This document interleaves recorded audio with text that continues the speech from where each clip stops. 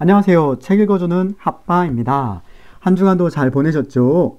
핫바는 부족하지만 한 주간도 여러분께 전해드릴 역사 공부 열심히 하면서 한 주 감사히 잘 보냈습니다. 그런데 제가 왜 핫바라는 이름으로 여러분께 이야기 드리고 있는지 혹시라도 궁금해 하시는 분이 있지 않을까라는 생각이 들어서 아주 짧게 설명드리고 가도록 하겠습니다.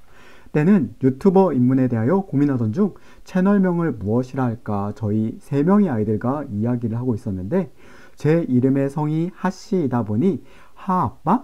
책 읽어주는 하아빠? 라고 이러는데 둘째 아들 녀석이 핫바네 핫바로 하면 되겠네 하하하 하고 웃더라고요. 그러자 첫째 딸내미님께서 핫바의 이미지에 저의 특징을 나타내는 캐리커처를 그려주었고 하면서 떠밀리듯 훅 하고 결정이 되어버렸습니다. 처음에는 웃음도 나고 어이도 없었지만 어느새 이제는 제가 익숙해져 버리고 친근해져 버린 것 같아서 이렇게 이야기를 드리고 있네요. 에고, 공부해야 하는데 쓸데없는 이야기를 너무 많이 했네요. 그럼 수다는 여기까지 하고 역사 속으로 달려가겠습니다.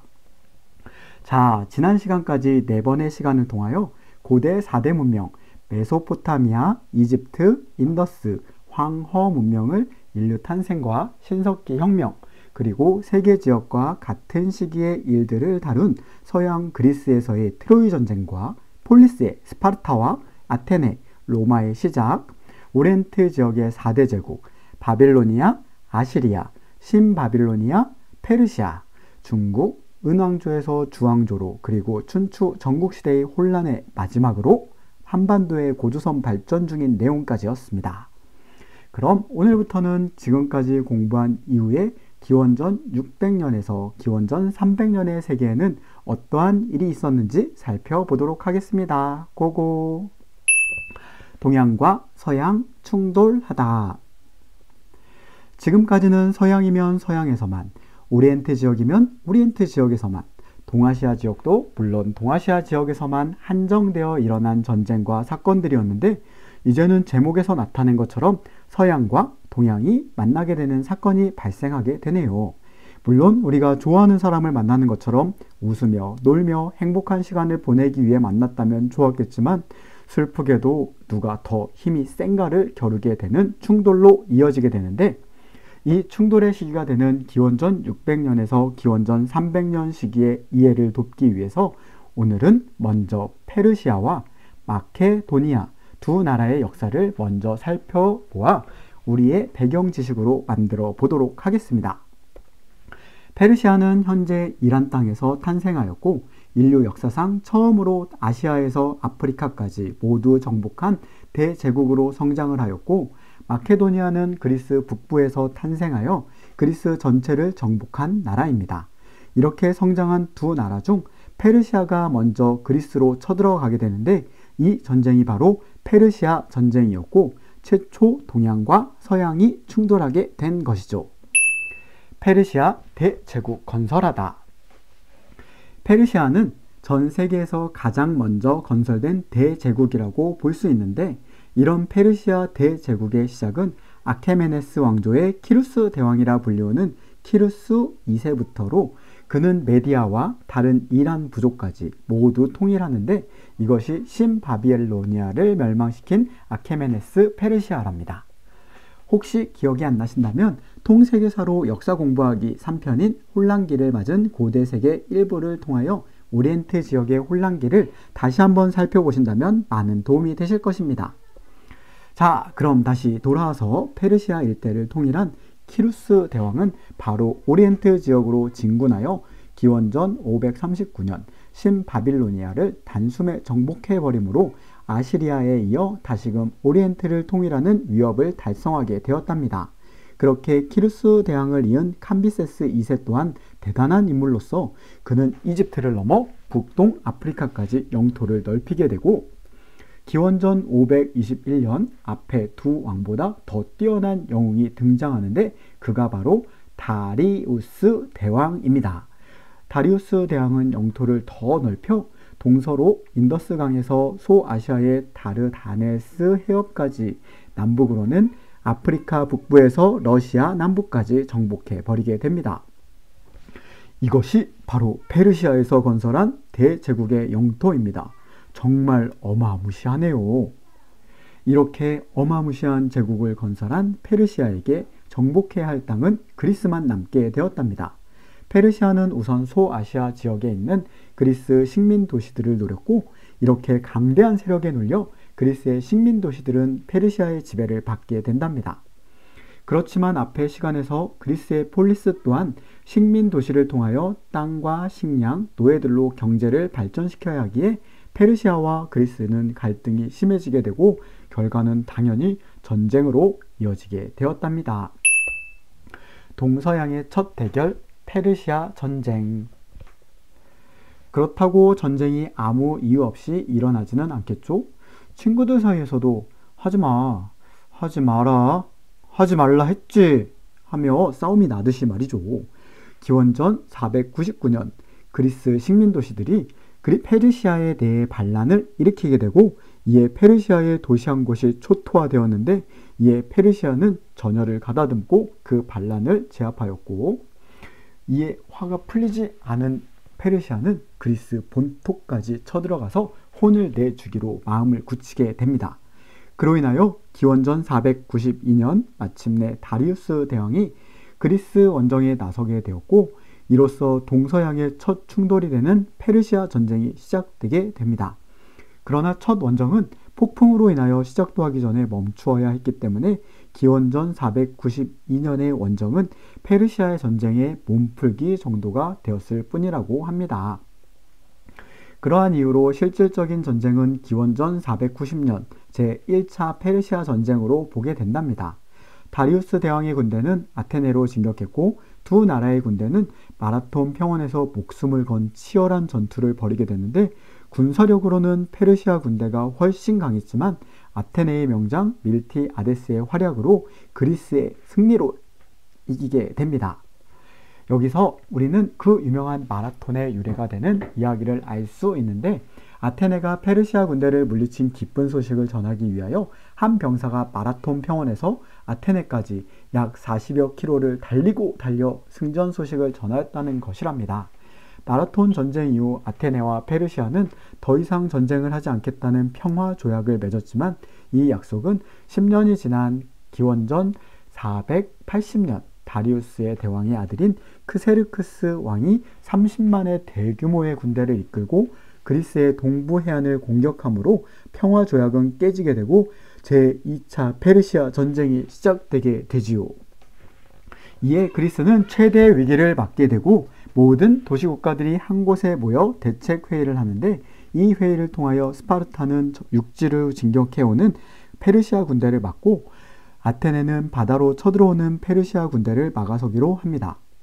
드디어 그리스의 운명을 건 전쟁은 시작되고, 육지에서는 스파르타를 외치며 페르시아 군대의 진격을 막아서는 용맹을 펼쳤지만 스파르타 군대는 전멸하게 되고 페르시아는 아테네로 진격을 하게 됩니다.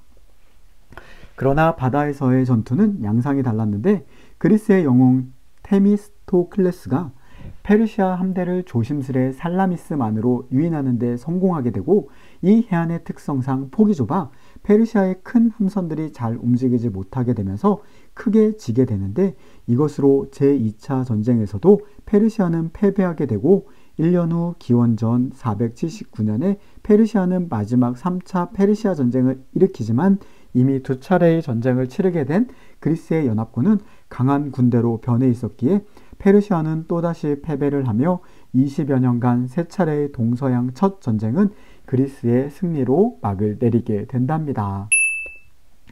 마케도니아, 우뚝 서다.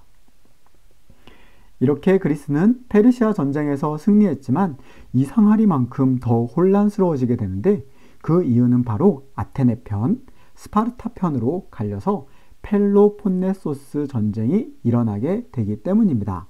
그러나 이번 시간은 기원전 600년에서 기원전 300년의 시기에 이해를 돕기 위해서 페르시아와 마케도니아 두 나라의 역사를 먼저 살펴보아 우리의 배경 지식으로 만들어야 하는 목적이 있기에, 여기서 펠로폰네소스 전쟁을 살펴보는 것은 다음 차례로 미루고 펠레폰네소스 전쟁을 치른 150년 후의 시간으로 뛰어넘어 마케도니아를 살펴보도록 하겠습니다.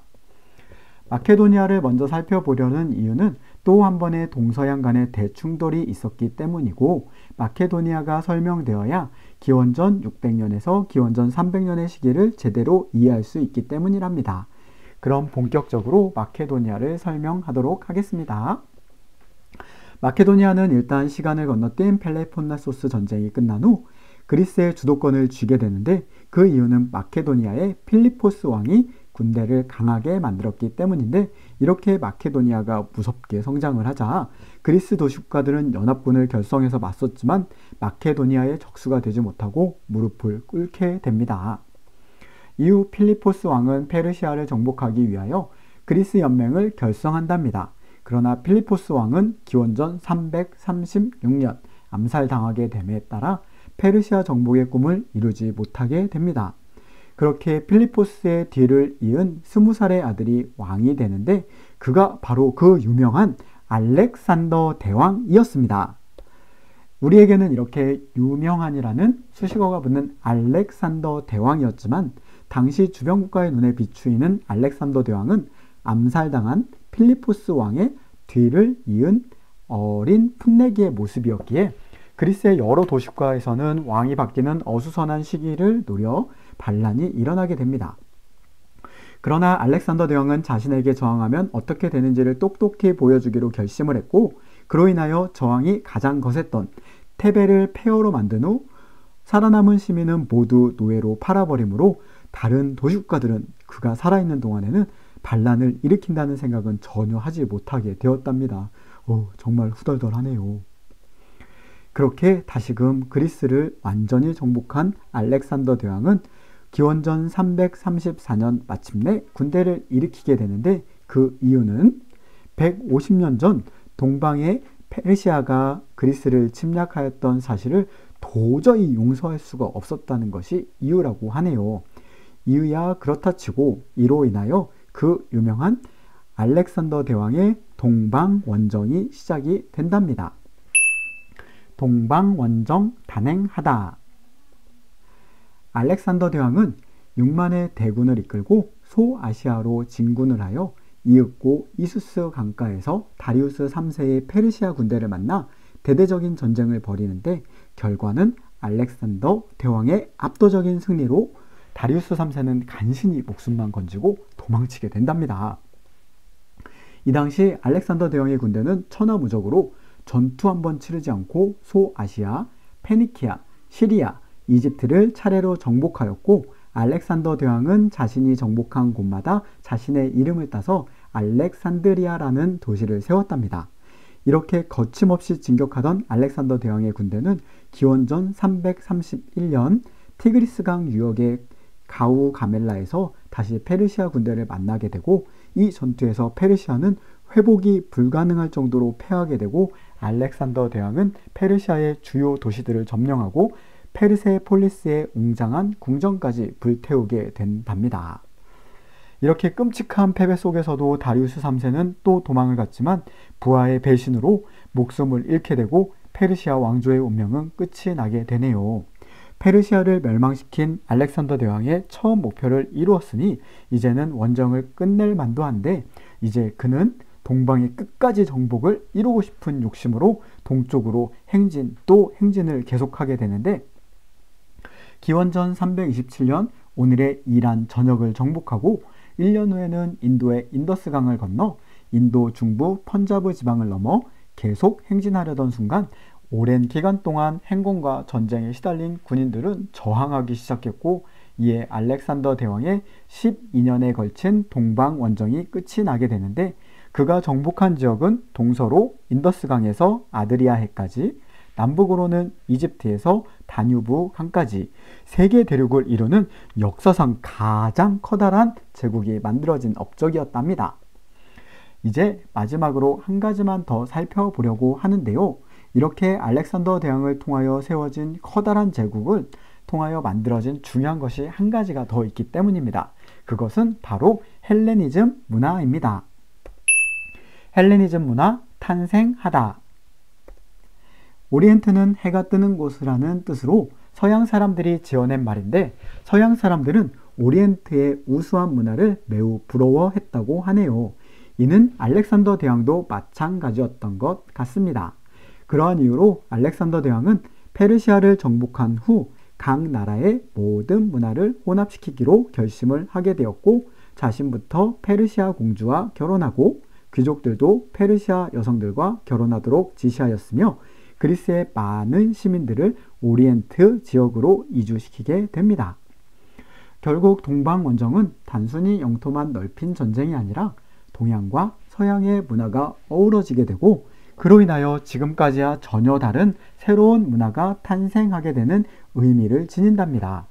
여기서 모든 역사는 승자에 의하여 쓰여진다는 의미를 다시금 생각나게 하는데, 왜냐하면 헬레니즘을 그리스 문화가 동양으로 전파된 현상이라고 설명을 하는데, 이 말로는 명확한 정의를 할 수 없는 것이기 때문입니다.